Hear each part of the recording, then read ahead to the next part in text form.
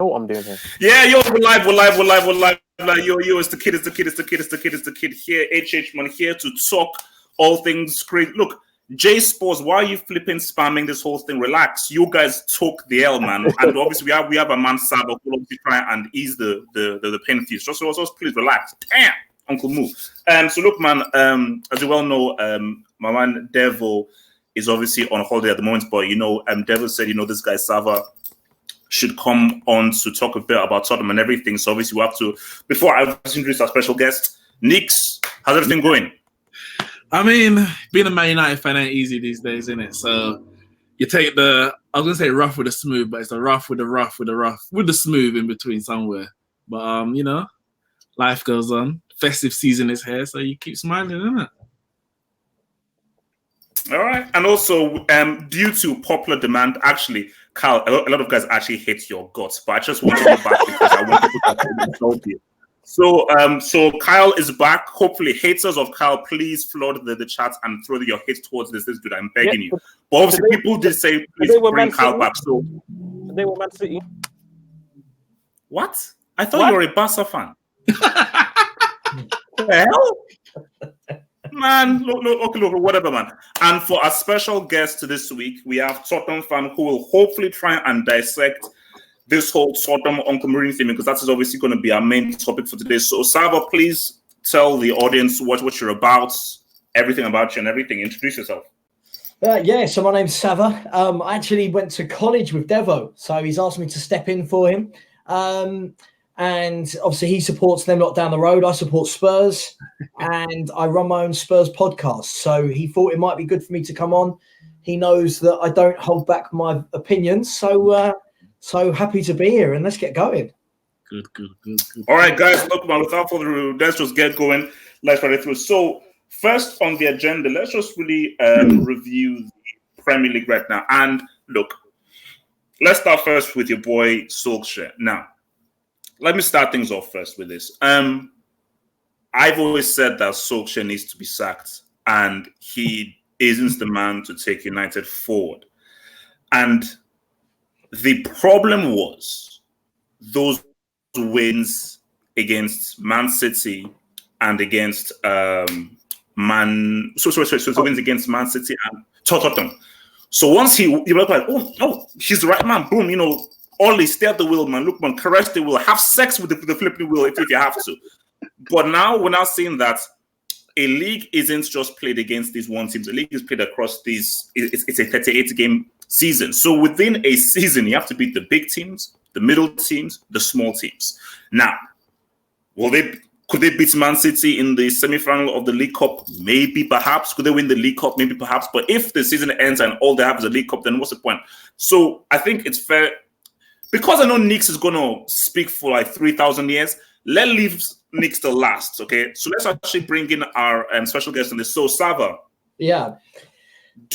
If you put yourself in the mind frame of the United fan, and you look at, okay, unfortunately those losses, but you look at the win against Tottenham, the win against Man City, should he be given another chance for next season, or should United be like, nah, look, he ain't the man for the job. Let's get someone better experienced to transit United forward.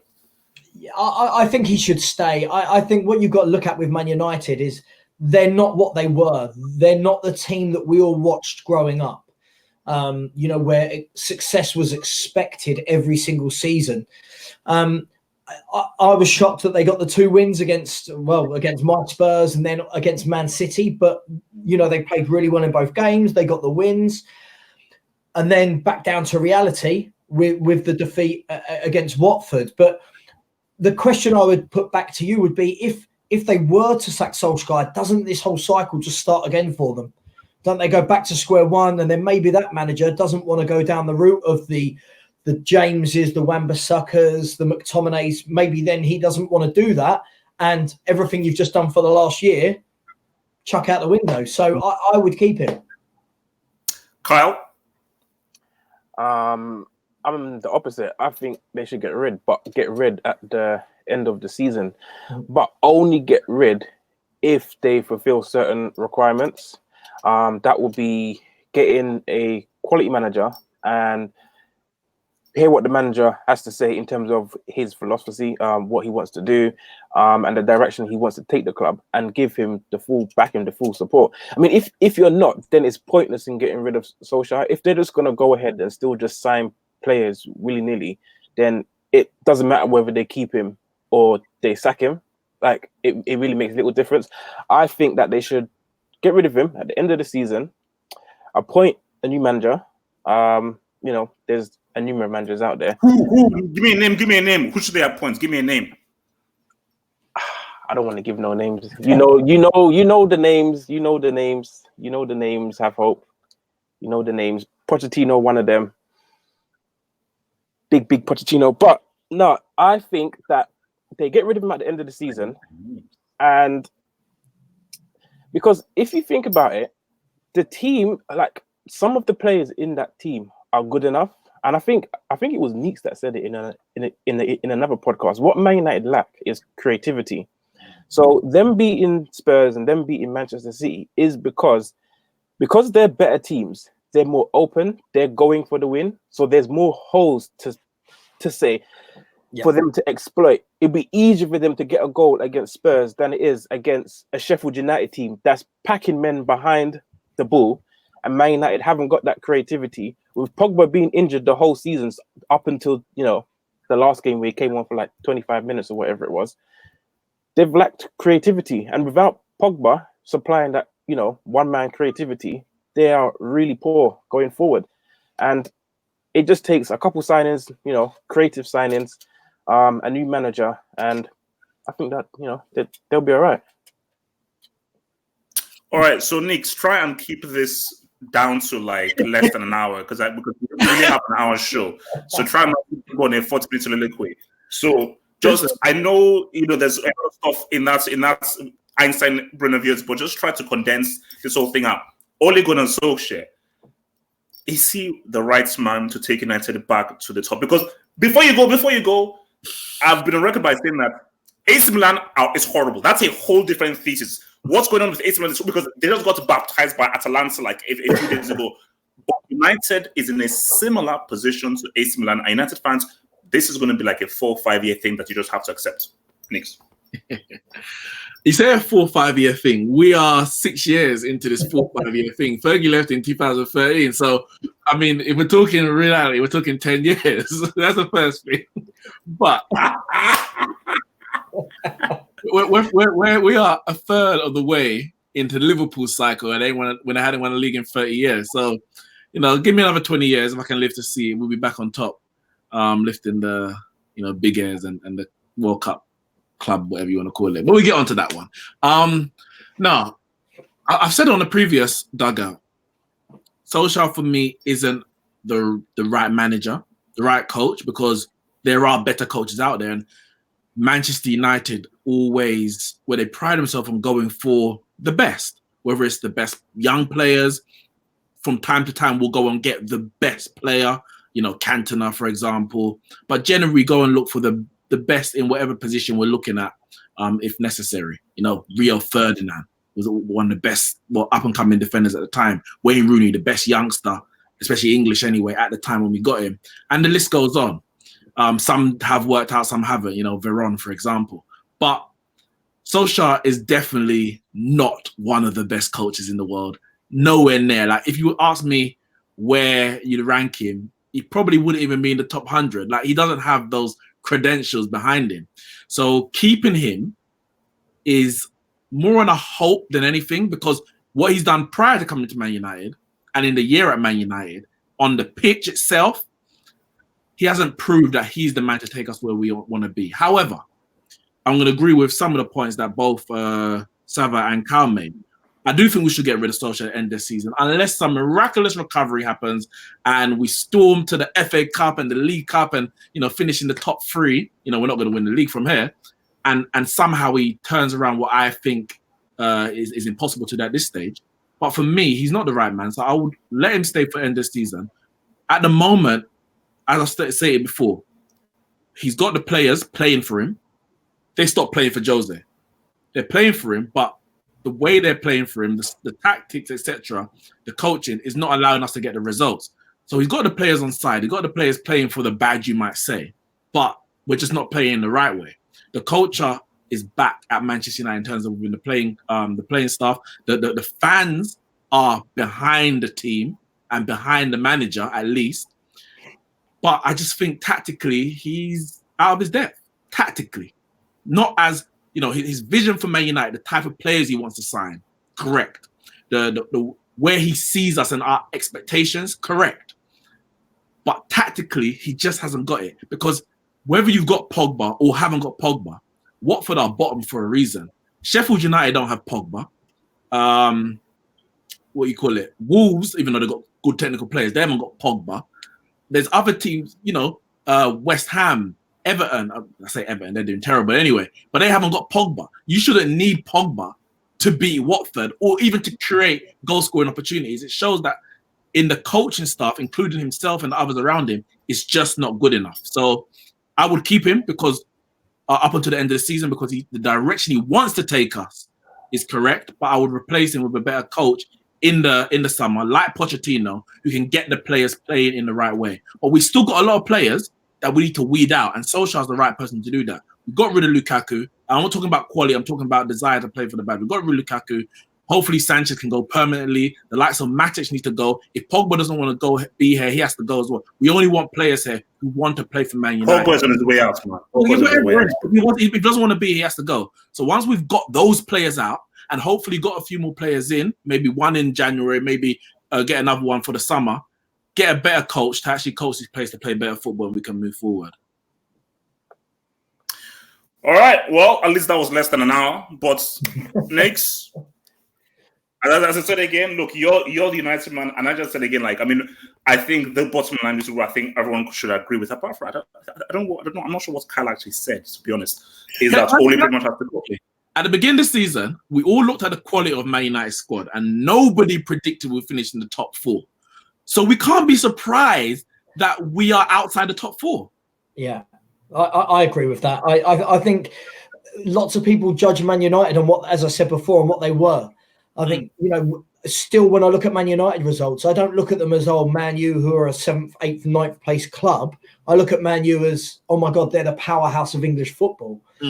But that's not actually where they are, really. If you look on paper, I mean, your best player this year, arguably, just from my point of view, someone like Dan James, this is his first year in the Premiership. Wan-Bissaka's had 1 year in the Premiership. McTominay, I think he had 10, 15, 20 appearances here and there. So, you're not what you were, unfortunately. For you, unfortunately. For the rest of us, it's quite nice not seeing Man United dominate. But yeah, I agree with you. We can't be surprised to see Man United not in the top 4. All right, so let's move on to my next thing. I like this one, Ozil. I have been repeatedly saying that. You see, I think Ozil has the same PR team that Cristiano has, because somehow Ozil's PR team has convinced the world in 2019. Guys, we are 7-8 days away from 2020, so screw 2019. Ozil's PR team has convinced people in 2020 that this dude is still relevant. Yeah, I stood and I'm like, this dude does nothing. You're the playmaker. You're the creator. You waltz around. If you pass it, and people still say, oh man, but it's Ozil, man. It's Mesut Ozil. So my thing is, and I'll come first to Nick's here. What's future? 2 questions specifically. What's his Arsenal's future with Ozil? And what the hell is Ozil's future with football? Because I'm sorry, doesn't this dude get paid like $1 million a week or something? This guy is stealing money. There are guys out there who have two jobs. I know people who basically clean the road. Like basically, I'm in Nigeria right now. There are people who work much harder than Ozil who get paid peanuts compared to this flipping ghost Casper, the ghost who ghosts every single flipping game. So what is the future of this overrated brick like nobody flipping useless guy who's not been relevant since 2012? What is the future of him with Arsenal and in football? Nix. It's funny because not only did, as you said, Ozil's PR team, and I dismissed the Cristiano Ronaldo aspect of what you said, but not only did his PR team convince much of the world. They also convinced the Arsenal hierarchy. Last season, I was saying to Arsenal fans, like, I'm sure it was last year. Yeah, it was. The option was Ramsey or Ozil, basically. One of them had to get the big contract. The other one had to go. And maybe because the name Ramsey, it doesn't have an umlaut on top of the A, so it's not as fancy enough. It makes him get as much shirt. Ramzinho. I'm not worth 400,000 a week. But if you have to give someone, like if you can't say no, you can't say, okay, both of you can leave, which was probably the right decision. But if you have to say no, someone has to get the 400,000 a week. It had to be Ramsey over Ozil. It had to be. Ozil's done out here. He is done. Like, he's been done. And I don't understand when Emery had dropped him, because Arsenal fans knew that he was done. Let's get it straight. They knew he was done. They wanted Sanchez to get the money instead of Ozil. Sanchez left, and they're like, all right, we have to give it to someone. So they gave it to Ozil. But when he was dropped by Emery, Arsenal fans were calling for him to return to the squad. And I couldn't believe it. I'm thinking, for what reason? He doesn't do anything. And since he came back in, he hasn't done anything. So much so that Ljungberg said, what, he was injured anyway for the Everton game. But even if he wasn't, I still wouldn't have picked him. Ljungberg was sending a message to Arteta to say, this guy is not fit for the shirt. His Arsenal career, for me, is over. If he lasts past January, I'll be surprised. If he lasts past the end of the season, you know what? If he lasts past the end of the season, I'm gonna make a big shot. Oh, no, I'm not gonna do it. I was gonna say something that we might have to. No, I'm not gonna do it. But he can't. He can't last past the end of the season. He can't go to China. We know for reasons why politically. So there's no money there for him. He's probably gonna have to seek refuge in Turkey or something, because they're the only people that's gonna have him right now. I'm being real. All right, Kyle. I'm trying not to be controversial, man. Just say something real, man. When am I ever controversial? I'm 100% real. Kyle, talk, man. Listen, Ozil's going to Manchester City to win the Premier League. No, I'm joking. No, Ozil was absolute garbage, man. Literally, I could play better than Ozil right now. He's literally that trash, and I'm awful at football. Literally, I got 2 left feet, so Ozil was done, man. I'm not even joking. Like, I used to have mad respect for Ozil. Like, the guy was coming out, he was breaking records. What wasn't he? Wasn't he the fastest player to get to like 70 career assists or something like that? Probably. He was the assist king, call him. Yeah. So it was obviously, I know it was pure sweats to Ronaldo at Real Madrid, but I had mad respect for Ozil. But now, nah, man, he's completely finished. And Nick says he'll be surprised if he lasts to January or to the summer. I mean, I'm saying he's seen out his contract. Why is he moving? I think he's happy to sit there and just keep the Benjamins rolling in and not playing. Like, he will happily just sit there and see out his contract. Where is he going? No one's not going to want him. Bayern Munich don't want him. Real Madrid don't want him back. Barcelona don't want him. Like, who wants him? And to pay those kind of wages? Only PSG would, but would PSG take him? No way. Not when they got your king over there. What's his name? Marco Dedrati. That one. Oh, yeah, Carl, relax, bro. You're talking to the best central midfielder in the world. Relax. I don't like any of those nicknames, so just chill, bro. All right, let me come to Sabo with this right now. Carl, watch your mouth. So, Sabo, your thoughts on this? Yeah, I think the thing with Mesut Ozil, it's easy for me as a Spurs fan to actually enjoy watching Mesut Ozil because he does nothing. But the shame of it from a football perspective, not from an Arsenal or Spurs perspective, is when he was at Real Madrid, he was instrumental. He was raising his game to play with better players around him. He was assisting. He was integral to what they were doing. And for me, I almost feel like since he's come to Arsenal, is he one of those with a weak mentality where he actually believes his own hype that he's actually taken a step down and therefore doesn't want to put in that effort? Now, look, only my opinion. I don't know. He could be the nicest guy in the world. He could have the best work ethic, and that might just be the way he plays. But when he goes onto that pitch, he kind of lollops around the way I see Christian Eriksen lolloping around right now. And the only reason I bring it back to that is because Eriksen is now also seeing out his contract. And it just seems... Wait, Sabo, real quick, and I'll let you finish. Yeah. Because we're obviously going to get to that. It's very different between Eriksen and Ozil. Yeah. Ozil, you're getting paid, and you love to be at Arsenal. Yeah. Eriksen has pretty much said without saying, I'm out. I want out. So those are two very different situations there, but continue. And that's what makes his betrayal, so to speak, even worse. The fact that he is paid that amount of money. Now, when you turn around and say, I'm Lionel Messi, I'm Cristiano Ronaldo, I'm Luis Suarez, I'm being paid 300, 400, 500, 600 grand a week, their figures suggest they should be getting paid that. Ozil to be paid 340 grand a week, whatever it is, every week we should be watching him going, well, Arsenal are poor, but how good is Ozil? Yeah. At the moment, we're saying how poor are Arsenal, but even worse, how good is Ozil? Like he's not even good in a poor. I'm not saying this as a Spurs fan. Arsenal are poor, and he is the catalyst of everything bad about them. For me, they need to.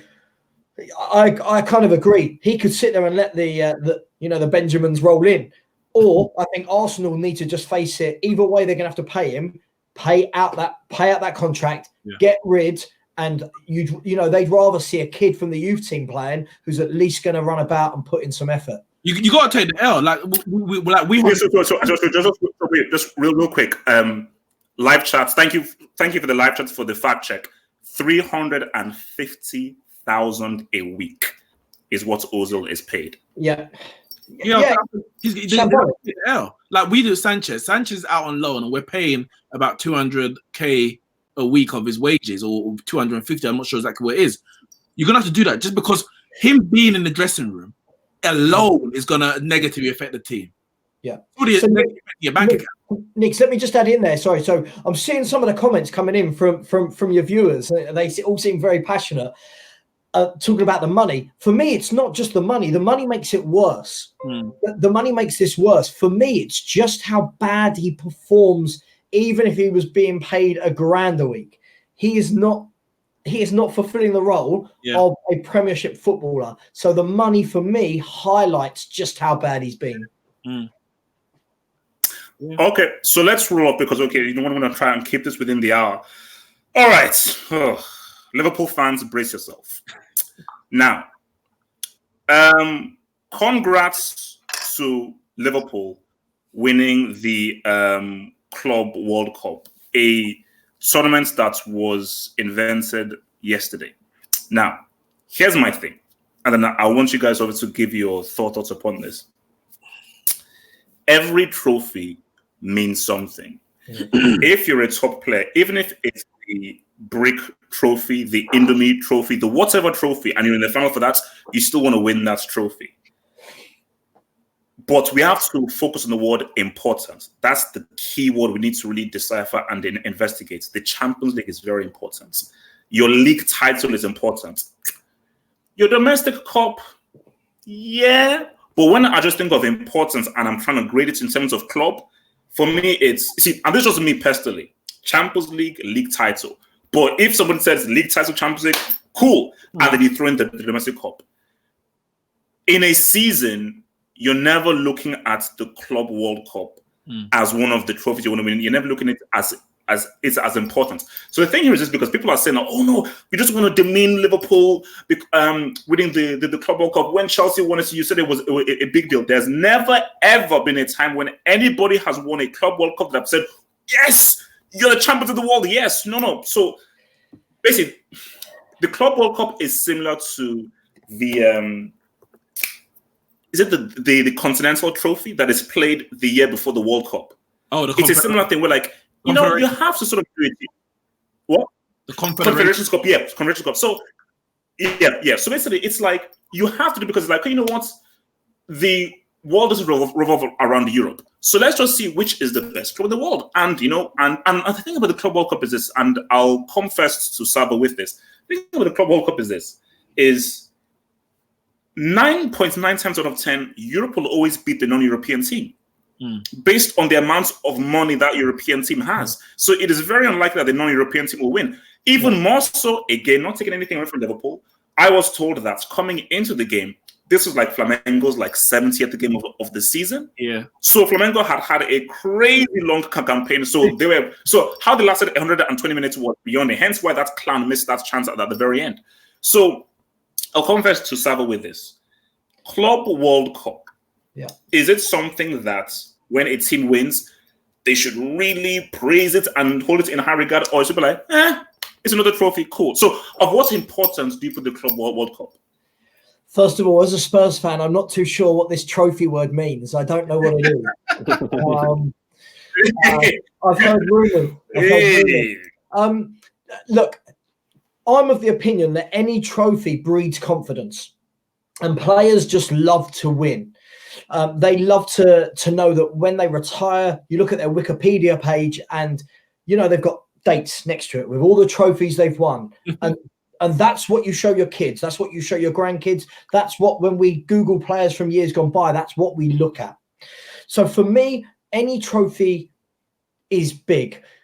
The importance of the Club World Cup, I think you hit the nail on the head. Most of the time, I think the European clubs are going to win it because of the amount of money into the leagues and how good those teams are compared to, say, the South American teams. But look, if you're a fan of a club playing in it, you're going to win it. You're going to 10 times out of 10, you want to win it. Yeah. And I think it should be celebrated. And I don't mean to the point where DVDs are made and T-shirts and flags, but I think it's a good thing to turn around and say, look, we represented our country, like Liverpool. It doesn't matter who we support. It doesn't matter if we hate them. Liverpool have just represented England and the Premier League, and they've just won the World Club Cup. So, yeah, I know, Nix. I know you're a Man United fan, but do you know what I mean? At the end of the day, I was supporting Flamengo. Well, mate, do you know the way I see it? It's one of those ones where when we say, do we want English teams to do well in Europe? I don't care, because we're also in Europe. But in the World Club Cup, there's only one English team. So I'm cool for them to go and win it. It doesn't affect me. It doesn't affect my day. And, yeah. If Arsenal win the Club World Cup, would you want them to win it? If Arsenal win, listen, Arsenal and Spurs are so far away from being in the World Club Cup. It's unbelievable. So we'll come around to that when we get to it. Yeah? Also, right, Nick. When you do. Listen, for me, I need to say, I need to correct you, Havo, because you mentioned something about Chelsea winning it or something. Chelsea has never won it. Chelsea didn't win it. Yeah. Relax, chill, man. We don't need to take shots at Chelsea. Because you like to mislead talk. Before this game, Liverpool Flamengo, Man United were the only English side to actually win the Club World Cup, or as it was in the past, the Intercontinental Cup. We've won it twice, 2 more World Cups in England. But for me, as has been said, it's a trophy, and you don't turn your nose up at any trophy. But if you don't win it, you're not going to lose any sleep, or I wouldn't lose any sleep personally. Even looking at the Community Shield, which supporter wants to lose any game of football, whether it's a preseason friendly or a Champions League final? Nobody wants to lose, but then the fallout from it is determined by how valuable that is. Now, if Liverpool were to lose the Club World Cup and their season go on a complete downward spiral, you might say that was the catalyst. Yeah. But as has been said, winning breeds success. Success breeds success. If they've won it now, they haven't lost a game. They haven't lost a game domestically. Have they lost in the Champions League? They may have lost, I think, against Napoli, but they don't really lose games. So they're so confident. Every game they go into, they know that by hook or by crook, that goal's gonna come. That's where Man United used to be. So winning our Club World Cup in 2008 was against some, I want to say Guardiola or something like that, some known team I've never heard of. I didn't care. It was just another trophy. Now, my only issue, and it's probably around the social media age more than anything, is that now people trying to, because it's a trophy, like one trophy equals another trophy. So if I win 3 trophies in the season and you win 3, it's all the same. But no, trophies have levels. So Liverpool are going around talking about, international treble. Now, sorry, where I come from, trebles are won over a course of the season. You can't mix trophies from last year and this year, merge it into a treble or a quadruple. Man City's talking about formidables because they want to count the Community Shield. Cool. Be happy you won the one-off game where you have 6 subs, which then questions whether it's a competitive game or not. Be happy that you won the Carabao Cup, who can't even keep a sponsor. That they will go from Worthington to Carlin, Coca-Cola before that, and now it's Carabao, a drink nobody's ever heard of until last season. I have. You won the treble, we won the quadruple. No, you didn't. We won the treble. You won 4 trophies. Liverpool have won 2 pieces of silverware with a slice of gold on it this year, but it's not a double. The Super Cup ain't a part of a double. Let's be real. The Club World Cup ain't a part of a treble or a double, but you take it. You're not going to turn your nose up in it. That's what I'll say, innit? Kyle, round us off. Well, first of all, Neeks already knows that I completely 100% disagree with everything that he's just said right there and then. If you win any 2 trophies, any 3 trophies, any 4 trophies, it's the double, it's the treble, it's the quadruple, it's the formidables, whatever you want to label it. Like as long as it's in the seasonal year and not a calendar year, like how Liverpool are trying to call international treble when the Club World Cup is in this season and the Champions League was last season. As long as the trophies that you won were within the season, so how Man City won the Community Shield, League Cup, FA Cup, and the Premier League, it's cool. It's a quadruple. Why is it not a quadruple? Even if you called it the domestic quadruple, even if you wanted to call it the domestic quadruple, I'm fine with that because it is what it is. They won 4 trophies. What is 4? It's a quad. It's literally a quadruple. Like this, I don't know why Neeks tried to. Because oh man, why is England and France the only 2 countries, probably in the world, but definitely in Europe, that have 2 domestic cups? They're just giving out participation trophies. France have dropped theirs. France have, I think they've dropped that extra domestic cups tonight. This is France's last year. Okay. We're just giving out certificates. Yeah, you enter your youth into that one. You Aston Villa, you're through to the semi-finals of the League Cup because you played Liverpool's under 12s. Like, come on, man. Yeah, but every league, well, at least the top 5 leagues, they have their version of the Community Shield, right? Yeah. So if they win that and their cup, is that not a double? No. Why not? Because it's a bloody Community Shield. No, man. See, I think you're wrong there. And to answer the question is Club World Cup. Wait. We have to run of it because we have to go to the main. Look, at the end of the day, Club World Cup ain't flipping important. Go win the bloody Premier League title. And Liverpool, if you dare scrub that Premier League title, I will troll you for life. Now, let's go to the main port of call right now. Spurs versus Chelsea. Now, I'll keep it real with you. I'll leave you 2 to this. No. Everyone's involved, guys. Everyone's involved. Everyone who live chat. Everybody, let's talk, man. Let's talk, baby. Let's talk. Willian is coming close to Messi. I will explain that point very soon. Willian and Messi, they're coming very close. Messi, you know what? I didn't angry.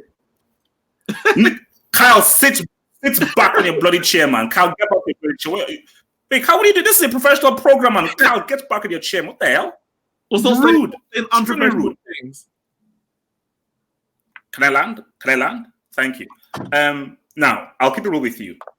When I did the assessment, Tottenham at home, Chelsea away, Chelsea won 1 game out of 5, Tottenham only lost 1 game out of 5. It seemed to me that, this was a game that I think that Tottenham were most likely to win. But looking at it, again, impressed with how Chelsea played. Lampard allowed Chelsea to play their brand of football. Alonso actually was effective, which was shocking.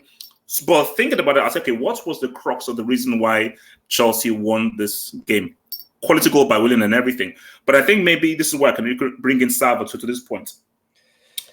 Yeah. You see, not professionally, but my position was central midfield when I was playing. And that was always my position.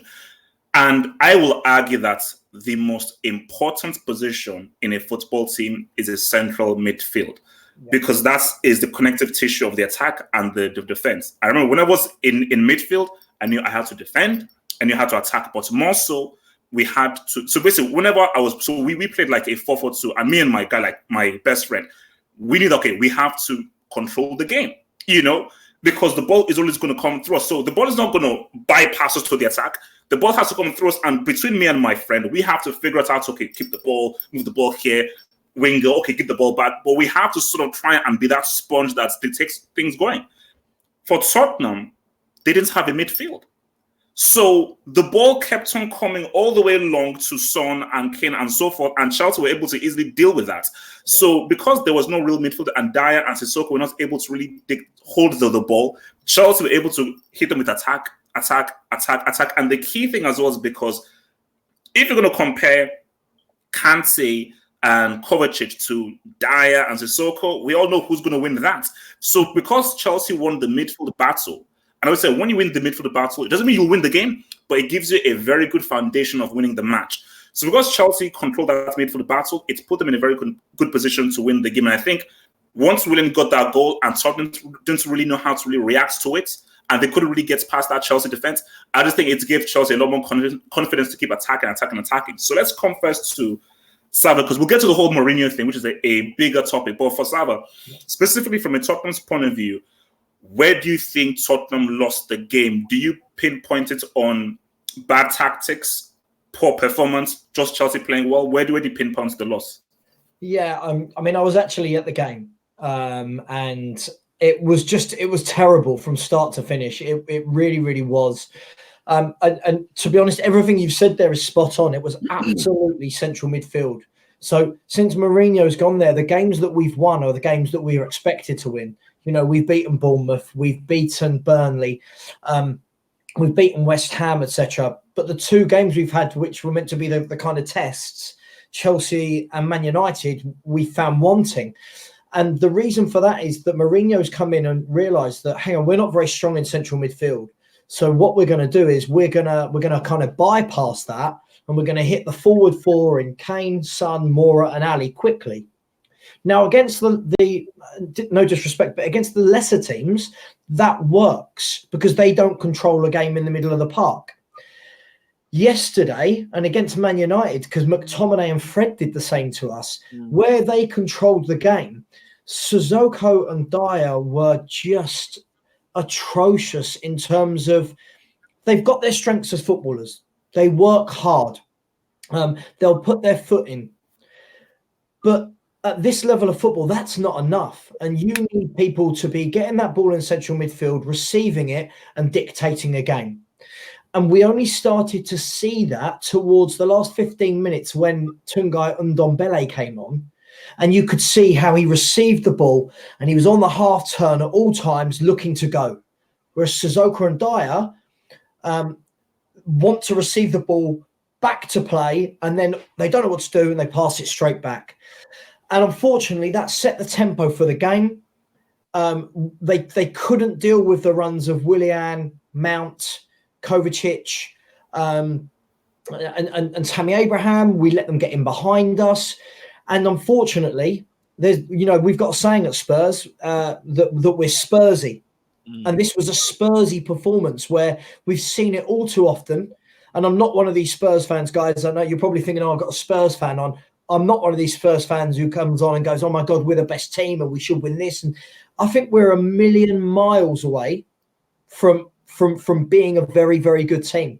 And unless we get Ndombele fit and get in a Kante, an Ndidi, that type of player to play alongside him, we're not going to be a threat to anybody's trophy chances or top four chances.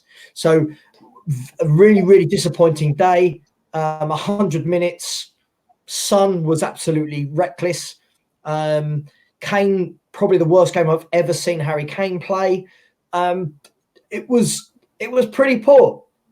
Pretty poor. And it was freezing cold as well. So Can I ask a question? Ndombele, since Mourinho's come in, Dyer came into his team straight away. Yeah. From the cold, it looked like. And obviously his partner was Sissoko. Ndombele, I know he's had some injuries, but I feel like he's been on the bench a couple times now, including this game. Is it a case of purely fitness from what you're looking at? Or is this it too? It's fitness, because I think most fans can realise, and I don't just mean Spurs fans, I think all the fans that have watched Champions League football the last few years can see that this guy's a monster. You know, when he gets going in the middle of the park, he's an absolute, he's a machine, and he takes that ball and everyone goes up the pitch with him. But since he's been at Spurs, he only looks fit enough to play 45 minutes, 30 minutes. It's fitness in terms of like the physical nature rather than injury, you mean? I believe so. I know he's just come back from an injury, but when he first came into the team, you could tell that this pace was something for him to really need to get used to. But and someone's just said Spurs have never replaced Moussa Dembele, and absolutely spot on. So yeah, that's my thoughts on Spursy Tottenham. So yeah. All right, Kyle, thoughts on the game? Hugely disappointed. It cost me massively my fantasy team, man. Had Son captain, the guy got sent off. Hugely disappointed. Whoa, relax. It's not about you. No one cares about your bloody fantasy team. What the hell? Let's review the game. Man. The hell? Look, I genuinely believe that Spurs underestimated Chelsea. The recent form of Chelsea in the last few games that they had, I think Spurs underestimated Chelsea and didn't think that the performance that they brought to their table was going to come. So I think that they started a bit slow and never got going ever in the game. And like you said, they lost the midfield battle, and they probably weren't expecting such a fight. What Willian scored in 2 minutes, didn't he? Was it 2 minutes? It was quite early. I don't think it was 2 minutes, but it was early enough to kill any momentum we might have been building up. Yeah. And for me, they just started too slow. They thought it was going to be an easier game than what had been brought to them, and they just weren't ready for it. They weren't ready for the fight. I don't think Mourinho was ready for it. I don't think that they had a plan B. I don't think that they were prepped in a plan B. If Chelsea do come out and they come out fighting and they roll over us, we need to adapt. We need to do this. Son, you need to drop deeper or whatever it is. I don't think they had a plan B. So, yeah, that, in-game management.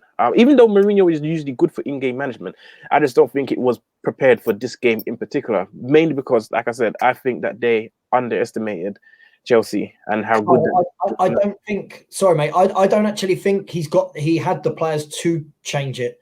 I think the position where we were the weakest was central midfield, and the only person he had there was Ndombele, who wasn't fit. So listen. I'm a full believer that Eriksen can play central midfield. Yeah, no. But the Spurs fans are not a firm believer that Christian Eriksen A can play there, and B is giving any kind of passion or energy to the club. Okay, so drop Dele Alli back. Drop Dele Alli back. I mean, before I come over to Nick, is like see the Eriksen points, because the fact of the matter is that you can have the best player in the world in your dressing room. Because I always say that football is 70% mental, 30% physical. Like, everyone has a talent, but if you're not mentally fully in there, your talent will not reign through. So if you're looking at a guy who because I study body language, I can look at Eriksen as like his mind is already like, look, I'm just playing through the motions. I want to leave. You can't have that guy in your team. You can't have that guy playing for your team, because he's just going to come there just to do a job rather than, I really want to be here, I really want to win. So, and that's what every time I just see Eriksen coming, I'm like, bro, your hand is just forced, because he's not really going to have that much of an effect in the team. You know what? He's playing Eriksen to make a point. You can see it. He's playing Eriksen to make a point to the board that, look, this is what I've got. He doesn't want to be here. Who can I have in January? That can only be the reason, because he's coming on over Lo Celso, over Sessegnon. He's coming on over players that we've bought.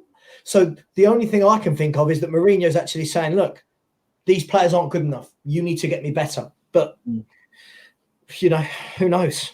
All right, what's the game? Other than the midfield battle, which everyone has spoken about, I think where Spurs really struggled, or where Chelsea really performed, was the press. What they were doing in that game and the pressing, it was at times it was like a a Guardiola type press where you lose the ball high up, and you know where they have this is it called I don't know, Gengen or whatever is press, where you got 6 seconds. Geigen press. Geigen, whatever. And 6 seconds to get the ball back. To get the ball, and if you don't, you fall back. But Chelsea, every time they press, they have 3 men around the ball and maybe a 4th on the backup, and they kept the ball in Tottenham's final third, the defensive third. And I was like, damn, where was this Chelsea for the last 2 months? Because I wasn't expecting this Chelsea to come out. And I guess a London derby, that does something for you. I don't know. And also matchups. Matchups. But they were on it from the first whistle. And Spurs never really got to grips with the energy that the game needed. Because that game, Spurs, as the way Chelsea set out, Spurs had to match it. And at no point did they match it. Mount, very good. Tammy Abraham, very good. Didn't get a goal in a Big Six game again, point that out. But he was a very good target man, held up the ball, ran the channels. I think he won like 100% of the aerial challenges. And he showed a very good, complete number 9 performance. Yeah. Willian was amazing. So much so that you have hope, if you haven't done already, probably owe him an apology. Because last year, you were laying into him and Pedro, and you combined their names to Willinedro and Pedrian, and you couldn't understand why Hudson-Odoi was not in the team. What about now? Can you? And when he came out and said it was me and Hazard. Me and Hazard have been leading this team to Europa League glory, if you want to call it glory. And everyone cussed him. You ain't done nothing. It's all been when Hazard dropped that L of a season that got Jose sacked. Willian was the only one who stood up, and Willian showing again the quality of player is why Chelsea didn't sell him for 50 million when most Chelsea fans would have snatched the 50 million from Barcelona. If you ain't done it already, you owe the man an apology. I'm waiting. First off, before we go to this topic, I don't owe anybody. That's not an apology. Can I respond? Next word come out of your mouth. Can I respond? I'm not apologizing. But what I will say, though, is, look, if Willian was consistent, he'd be as good as Messi. Simple as that. That's what I say to people. If he was as consistent, he would just, and people call me crazy, he just would. Because I say for Messi, great what he does as an individual. Willian can decide a game just by himself, similar to what Messi can do. So, what I'm saying is that if Willian, you could do this, the issue with Willian is that he'll have games where it's like, bro, what the hell? Every decision you're making is complete crap. Why are you just dribbling for no apparent reason? But he'll have games where, man, this guy can just score a goal out of nothing, which is something that very few players can do. So, it is what it is. And my thing about it is that this is cool for this game. Was it? Bring up Javern's comment onto the screen. Oh, why? Where is it? I couldn't even find his comments. Where is he even on the screen? But all I'll say for Willian is that let us see what he does for the rest of the season. Because trust me, Bayern Munich, February, he has to show up. Because 7 minimum has to happen. Now, can I just say quickly? Go for it. Lampard went to the 3-4-3, Conte's 3-4-3, and as much as obviously Carl says they may have underestimated Chelsea, I don't think anyone was expecting that. If anything, if it wasn't underestimating the ability, they weren't expecting that 3-4-3. Rudiger controlled that defense. Like Chelsea have definitely missed him, and the way he marshaled that defense was on another level. And I think and he got racially abused for his troubles. He did. And where Mourinho might not have the players, as Sava said, to what players they have available, he could have changed the system. He could have tried to do something different that didn't work against Man United. Let's try to do something else. Obviously, it's 2 different teams he's playing, but he went with the same team, the same tactics, and as you said, in both games he was exposed. And I think he just didn't, which is surprising. He didn't really change anything tactically. Yeah. All right. Speaking about Uncle Murray, let's now deal with this topic. Is Uncle Mo the right man for Spurs? Is Mourinho the right man for Tottenham?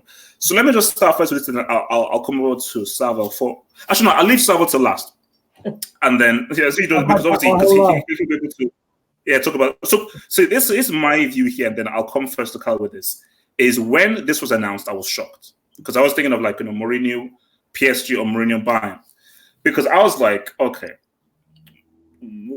Mourinho is a results guy. He's like, I will give you a trophy either this season or the next season. Yeah. And for me, I've see whenever you have the thing with Pochettino was this is that it reached a point where his instructions were just no longer connecting with the players anymore. Like that had finished. So I would say, you know what? Once that happens, you have to go to the opposite. Similar to Arsenal, you've done this whole attack thing. You now have to go. So you see, Arsenal and Tottenham should pretty much do the same thing, but sort of in the inverse. Arsenal need a pragmatist to keep them structured with a good defense. Tottenham need a attack-minded philosophical coach who can make them attack and play better, much more flamboyant football, which is not what Pochettino was about. Because for me, Pochettino and Mourinho are pretty similar in their philosophies. They are similar, not the same, but they're similar. So with Mourinho coming in, I'm like, yeah, you can see a few little changes, but not that much of a sea change as opposed to what Pochettino was doing. So I just think that, as I've said before, I don't think Mourinho can win Tottenham a trophy. I don't think that will happen. And everyone says, oh, no, come it's Mourinho. He's won a trophy with every single team. And I'm saying, look, I'm willing to go out on a limb, and I'm a Mourinho fanboy. I don't think he'll win them a trophy. He may improve them, he may get them close, but he won't win them a trophy. Unless he gets a really top central midfielder and like a Gareth Bale. If you put Gareth Bale in that team, a top central midfielder, you have a very serious team.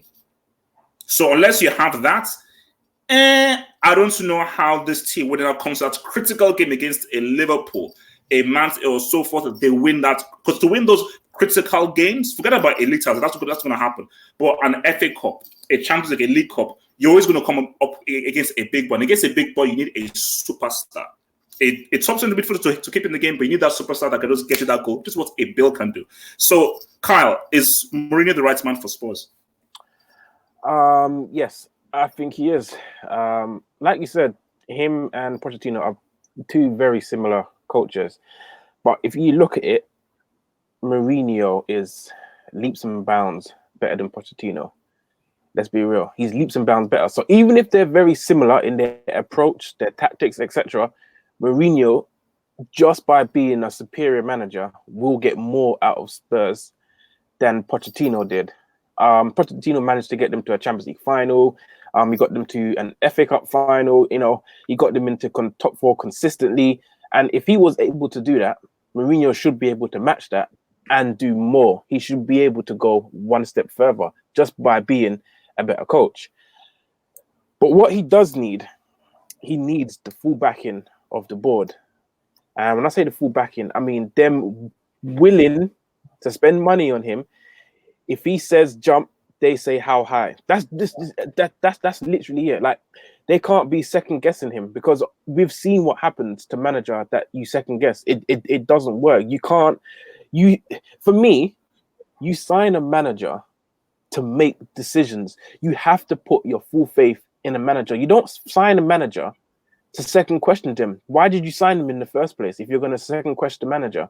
So for me, Levi and the rest of the board, whoever's making the decisions, they have to be, okay, Mourinho wants X, Y, Z. We'll go out and get them. He's given us a list. This is his first choice. This is his second choice. You know how tight Levy is with that cash. Will Levy actually get those titles? I don't want to go any further than that. All I'm saying is that Levy doesn't want to spend. I don't want to say any further than that, but what? He can change, innit? He can become a changed man. I mean, if he wants Spurs to win and be competitive, like you have to be real. If you're a board owner, if I was to go out and I was to buy a football club right now, say one of the top 6 football clubs, I was to go out and I was to buy one right now, I would look at it and I'd have to be 100% real with myself. If I want to compete against the likes of Liverpool, Manchester City, and compete in the Champions League, these guys are spending hundreds of millions. Buying players like Liverpool, they bought Van Dijk, 75 million. They bought Alisson. They bought Salah, and they bought Fabinho and XYZ. Man City consistently every year in, year out, buying players. No doubt, in if not in January, in summer, they're going to buy a centre back, a striker, and rumours are that they want a left back, even though they got the best left back in the world in Mendy.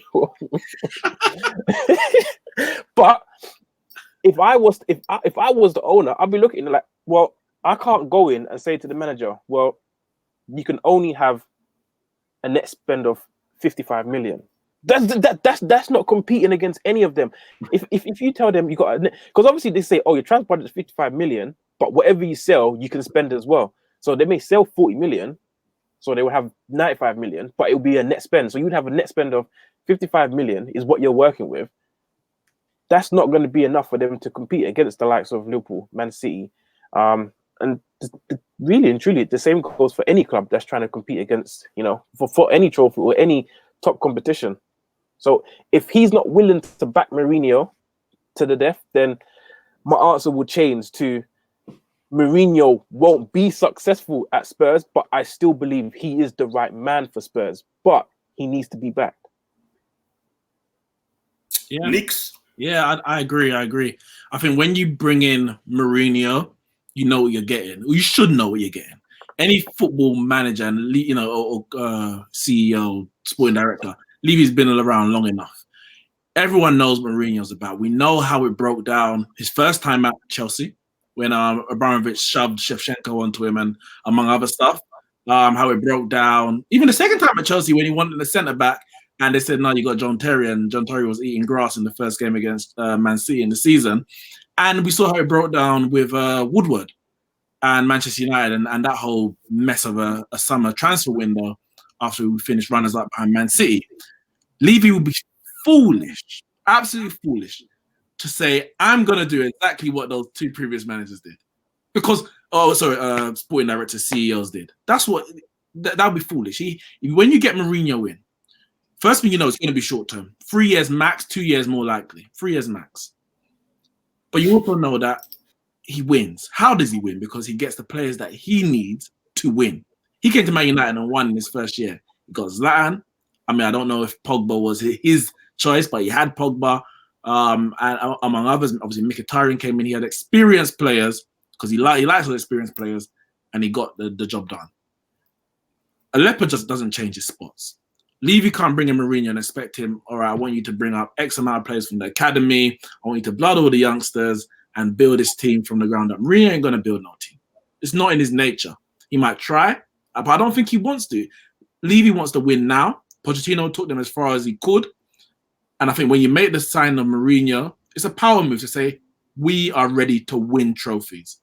And if you're going to if that's your aim, you have to be willing to part with the cash, as Cal said. So the question you mentioned or you posed was, but is he going to do that? He doesn't have to have the history of it.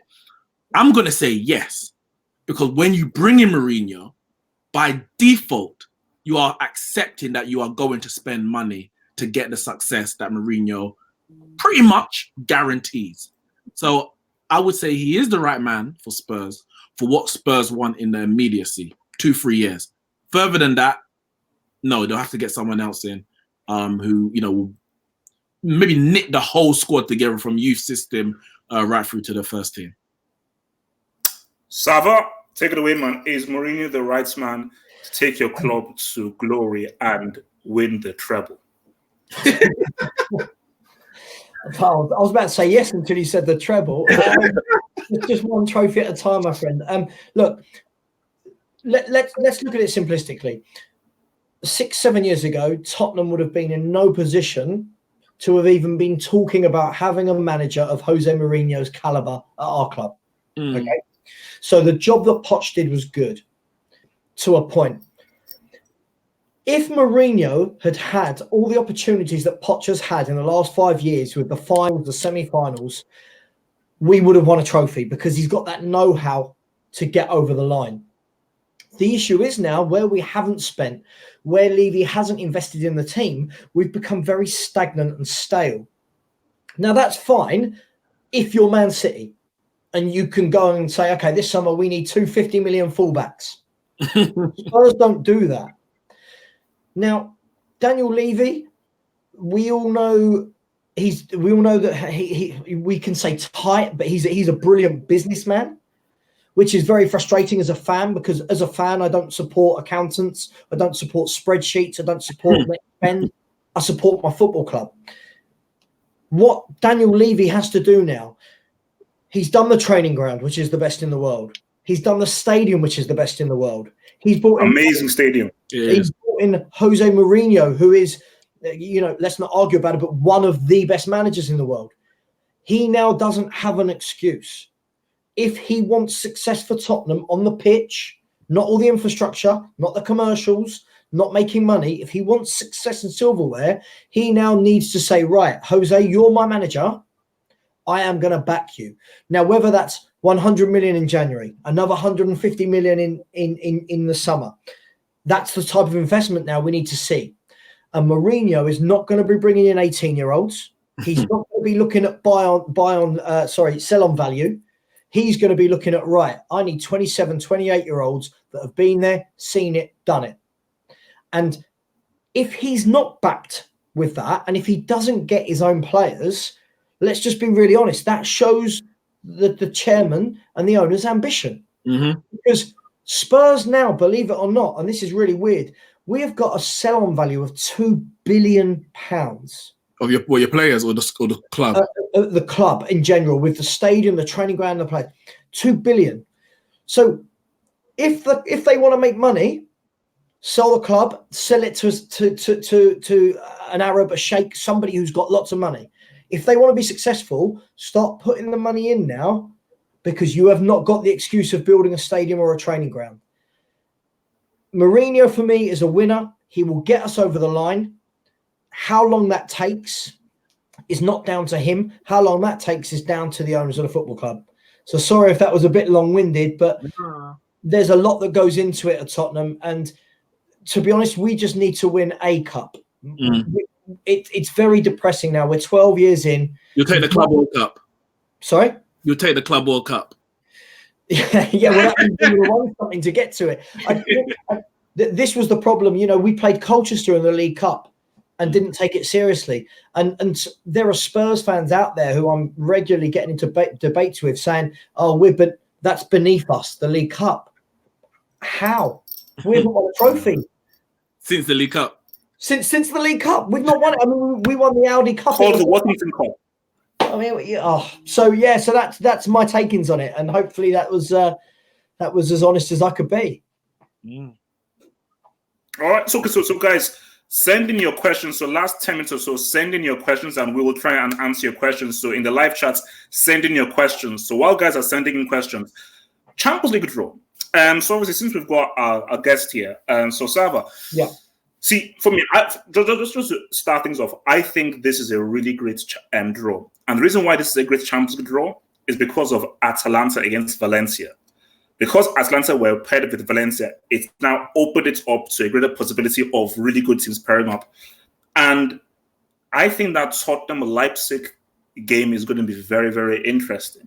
Now, I've always seen Leipzig play once, in the game against Dortmund. And it's crazy. Nagelsmann is younger than me, which is wild. It is just flipping wild. What that guy is doing as a manager and you're in your early 30s as a manager is just insane. And so you viewing that tie then against Leipzig. Yeah.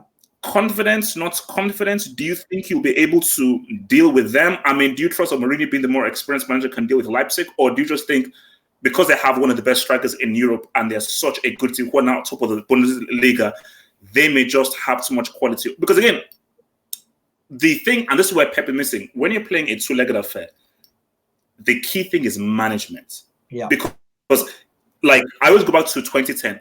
Mourinho perfectly orchestrated that two-legged 2010 semi-final tie against Barcelona. So do you trust Mourinho that he will have a plan for those two legs against Leipzig, or you just think Leipzig are too good?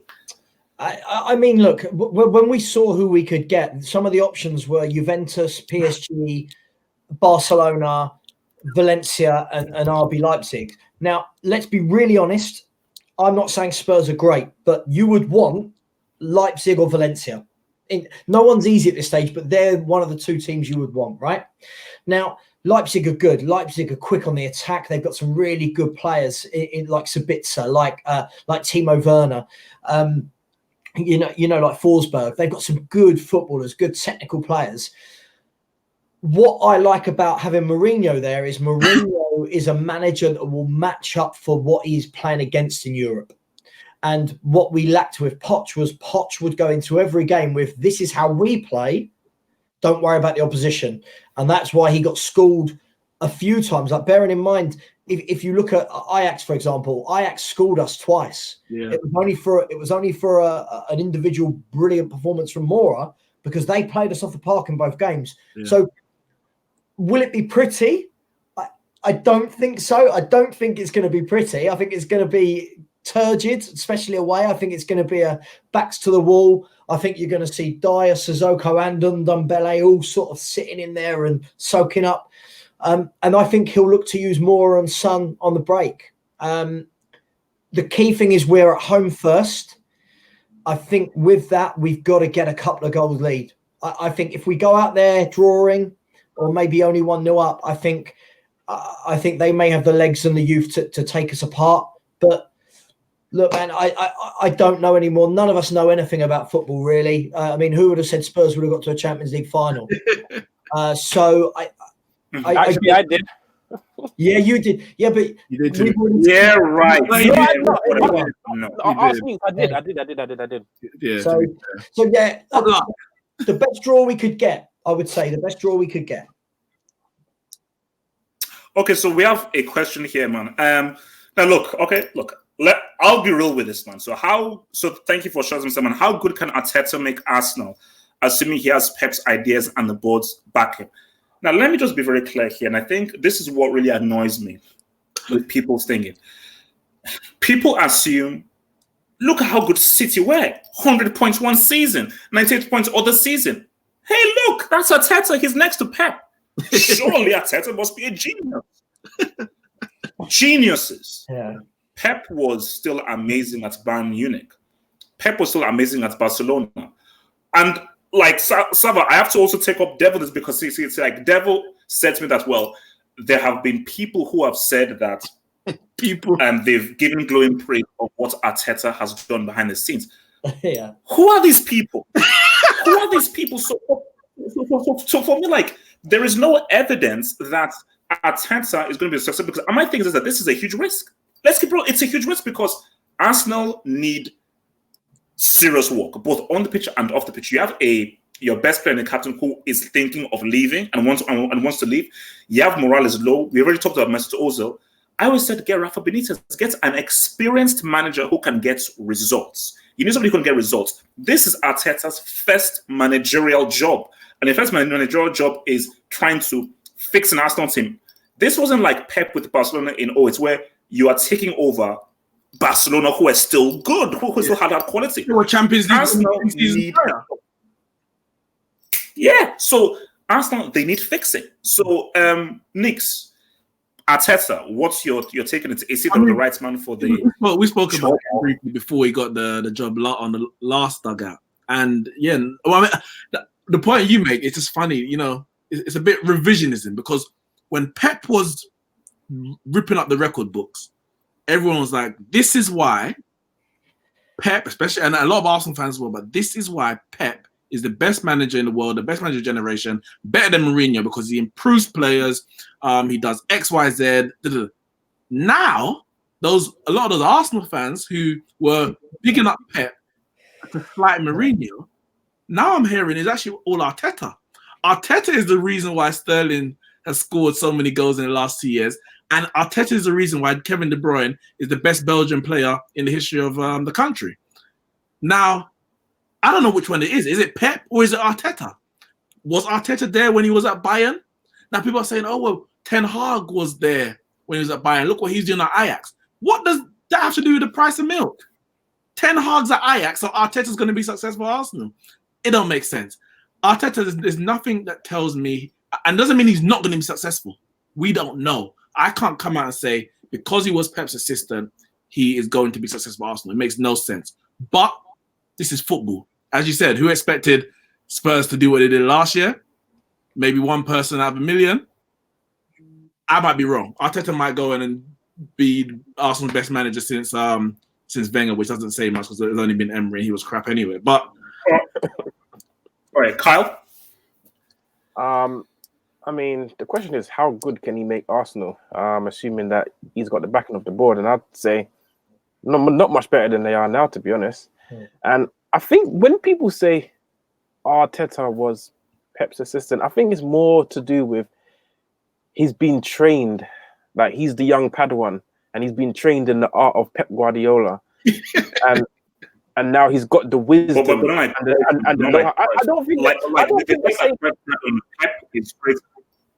No, man, I don't think they mean that. You know, all of Pep's work and all of what he's done is solely because of Mikel Arteta. That's impossible. I think what they're saying is now, you know, he's had a couple years under Pep. He's the young Padawan. He's the new Jedi on the scene, and he's come to show what he can do. You know, release the force at Arsenal and show them Pep V2. I don't know, but I personally don't see it. But it's hard to say when we've never seen him manage before. I mean, we've never seen him manage, and even if there was a case where, like, Pep got sent off and he was, you know, banned for the next match, and he had to, you know, Pep had to manage the boys for one game. I mean, it's Man City. They will just do what they have to do. I mean, if they're playing like a Bournemouth or Watford or whatever, they'll just go out and slap them anyway. Arteta wouldn't have to do much. It's just put the players out there. Pep probably would have given them a brief word before the game anyway, and he would have gone out and, you know, just make sure the boys do what they do and they win. So it's hard to say because we've never seen him manage, but, you know, it's a waiting game, isn't it? We'll wait and see. Just quickly, let me chip in there. Yeah, I think it's as simple as this, and this is nothing about being a Spurs fan and talking about Arsenal. It's as simple as this. Arteta could be, for all we know, he could be the best coach in world football. We don't know. We don't see it every day. He could be the most inspiring tactician. He might have tricks up his sleeve that no one else has got. He is still going to Arsenal, and the players that he's going to have from last week at Man City to this week at Arsenal is going to be an absolute culture shock for him. He's going to go from the point of, oh, well, De Bruyne can't play this week. All right, we'll play Bernardo Silva. Oh, hang on. Smith Rowe might have to come in and play this week. It's a completely different ballgame. I think Arsenal fans need to be realistic, and the Arsenal fans, some of them that I know have been saying, if you're bringing in Arteta, this is a plan. This is a 5-6 year plan. This is not a win us something in the next year or two, because that is the worst Arsenal squad since I've been watching football. And I don't think I'm being dramatic with that. No, I don't think you are. I've always been in fear of Arsenal. They've come to our ground and I've gone, wow, they're amazing. Now it's like, their fullbacks at the weekend, Saka, Miles, Smith, they're playing kids. So for me, look, Arteta could be great. He could be amazing. He could influence players to get the extra 10%. But this is not going to be a quick fix for him or for any manager going in there. So fair play to them. They've set up their stall. They said they don't want the quick Mourinho or Ancelotti fix. They want the long-term vision process. So but it's going to be another one. Are those chaps down at Arsenal Fan TV going to give Arteta time? They're not going to, are they? They still think. Sorry, the same Nicks as what I was saying to you earlier about Man United. Arsenal fans still think they are that team. Arsenal fans talk like they are the Invincibles team. They are not. You are back down with the rest of us mere mortals now. They're the Invincibles. Yeah. So yeah. So look, it's a tough one, but look, good luck to him in his managerial career. But I think he's got a real tough job. Have hope before you come to that super chat. Oh, the super chat. I don't know if you missed it. The super chat, but I just want to ask Kyle quickly. Oh yeah. Classico. So just very quick. Yes, the answer is yes. Chelsea are making the semis in the Champions League. Yes. Kyle, was that the worst El Clasico you've ever seen? I know you don't. No, I was watching Man City play. No. I was watching Man City play football. What do you mean? Terrible. That El Clasico was terrible. Yeah, no, it was actually dreadful. It was no. Just wait.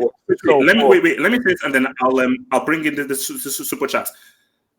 there's the worst I've seen. I can't remember. There was one that finished, I think, 1-1 some years ago, which was just crap. It was just crap. This was the issue was that there were no attackers, but as far as just tactically speaking, with regards to a tactical input and everything, for me, I found it like it was engaging to watch. There was a worse classical that happened a few years ago that was crap. All right, so it's the second people that say, "Oh no, okay, maybe second one," but it wasn't. If Zad was playing, if Zad played, the dude gets a flipping hat trick in that game. Easy hat trick in that game, easy. All right, let's super chat here. So thank you for the super chat. Mr. Erhan asks, who I believe is a Tottenham fan. So he says, where does Sav think we need to strengthen in January? Take it away, Sav. This is all we ever talk about on my podcast. It's the only question I get asked. It's really, really simple. Where we need to strengthen in January, just the 7 or 8 positions. No, on a serious. Pick the 3 top ones. The top 3 positions. First and foremost, what we were just talking about, we need a defensive midfielder in there, someone that can absolutely run the show, a Kante, an Ndidi, a Thomas Partey, someone like that, a Fernandinho. And then the other 2 positions that we desperately need are 2 fullbacks. Because since Rose stopped being able to play football and since Walker left to Man City, we have really struggled with very average fullbacks. So how can you sell Trippier and not replace him? I mean, look, can I be really honest with you? Lots of Spurs fans didn't rate Kieran Trippier. They didn't. But Sam, when you sold Walker, a lot of people were happy and they said, we don't need Walker, we got Trippier. Yeah, but that's just fans being bitter, because when we sold Kyle Walker, I was upset because that man gives you such an outlet on the right wing. But yeah, when we sold Trippier, I mean, whoever was in charge of the football side of things, to not bring in a right back and leave us with what we've got now, we have got 2 terrible right backs. Walker Peters and Aurier. And Serge Aurier, terrible fullbacks, unfortunately. So that's where I think we need to strengthen.